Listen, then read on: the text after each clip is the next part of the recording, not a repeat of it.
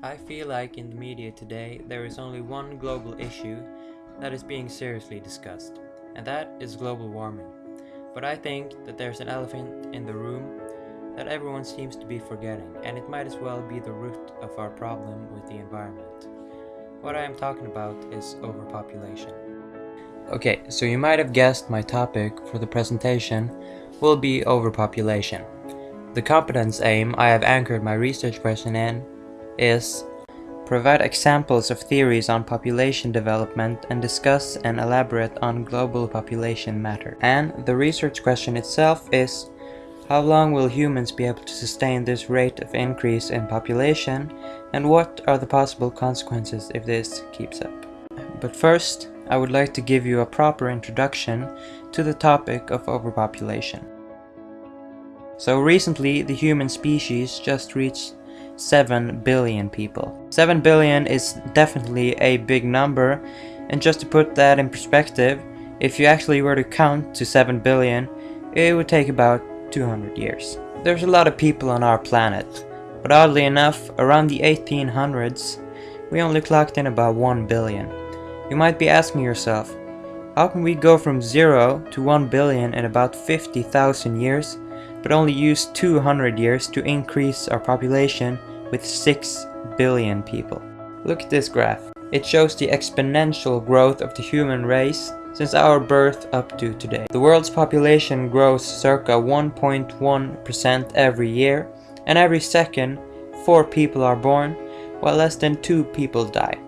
So with around 2.5 new people every second, it's pretty safe to say it's an exponential growth. In fact, by the year 2050, we're expected to have 9.3 billion people as opposed to the 7 billion we have now. Also, in 1975, there were 3 of what we would call a megacity. A megacity is a city with over 10 million residents, and in 2010, that number had increased to 21. The British economist Thomas Malthus was the first big thinker to see that overpopulation was a big deal.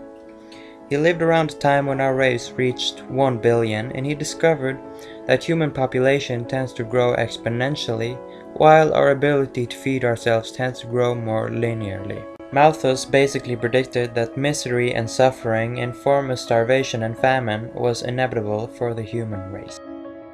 What Malthus didn't predict though was the Industrial Revolution, which enabled us to produce more food more efficiently and transport it easier. The Industrial Revolution also came with multiple medicinal advances. In result, we are living about 40 years longer than people did in the 1800s. It basically created the basis for a rapid increase in population. When there are over 7 billion people on Earth, one would think that we would have trouble feeding everyone. And that's true, to some extent. Today, around 1 billion of our population is starving. Based on this, one would think that Malthus' theory was right.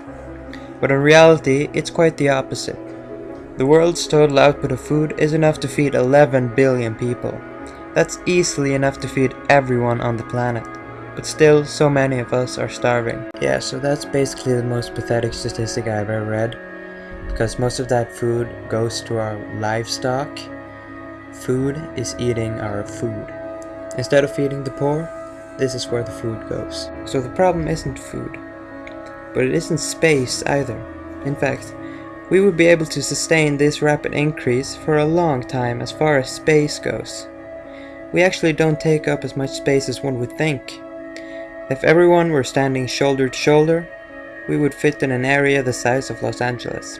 And if all of us were living in the same population density as New York, all of us could fit in a place the size of Texas. In result, the problem isn't space or food. Overpopulation wouldn't really be a problem if the population didn't grow in such a lopsided way. To elaborate, in the 1950s, 68% of the world's population lived in underdeveloped countries, and today that number has reached 82 and is still growing. So fewer and fewer people are being born into what we consider rich countries, and more people are being born into poverty. These children are being born into countries where there's starvation and famine. In my opinion, it is us rich people who are to blame for their condition. We consume more and we are also much fewer. But what exactly is a rich person compared to the rest of the world? Well, if you have running water, electricity, and a computer, you're a rich person. Assuming you're from a Western country like America, Europe, Japan, or Canada. On average, you consume as much as 32 people who live in Kenya. As the world's population increases in size, we will use more energy. We are overly dependent on our fossil fuel, which isn't going to last forever, and there will come a point where our resources will not be sufficient to uphold our population. Furthermore, just by our mere existence we put a huge pressure on the nature and ecosystems around us. More people mean we have to build more cities, and that alone can have grave consequences for the other species we share the planet with. On average, we put 52 species of bird, mammal, and fish one stage closer to extinction every year. And the actual list of endangered species is unbelievably long. I don't know if you can see that, but it says 10,796 names. To sum up, we will be able to sustain this increase for quite a while. It only requires a little balance in the world. We must not only develop but use more efficiently renewable resources to be able to sustain our population. By balanced, I also mean that the difference between rich and poor isn't going to be such a huge crevice, and that the food will be shared more equally.